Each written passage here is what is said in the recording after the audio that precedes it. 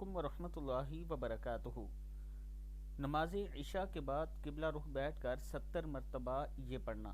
عابد راجہ channel کی طرف سے آج میں اپنے چاہنے والوں کو ایک بہت ہی پیارا عمل بتانے والا ہوں۔ ہر طرح کے نیک اور جائز حاجت کے لیے آپ نے روزانہ نماز عشاء کے بعد قبلہ رخ بیٹھ کر، یعنی جس طرف آپ بیٹھ کر نماز پڑھتے ہیں اسی طرح بیٹھ کر 70 مرتبہ یہ دعا پڑھنی ہے۔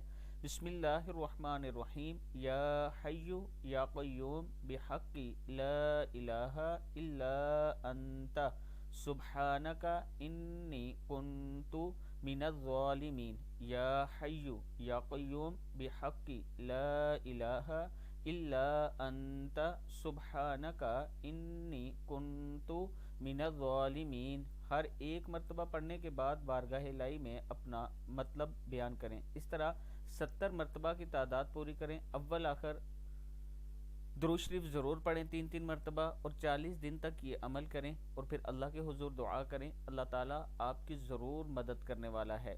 دعا ہے یا حی یا قیوم بحق لا الہ الا انت سبحانک انی کنت من الظالمین۔